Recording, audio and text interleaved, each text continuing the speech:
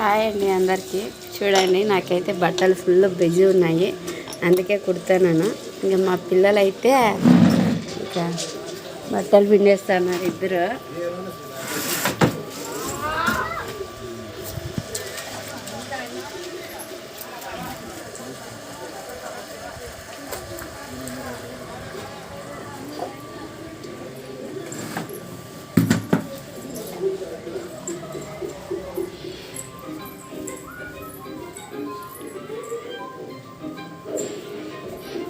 ఇంకా మా బాబు అయితే దొర మాదిరి టీవీ చూస్తున్నాడు.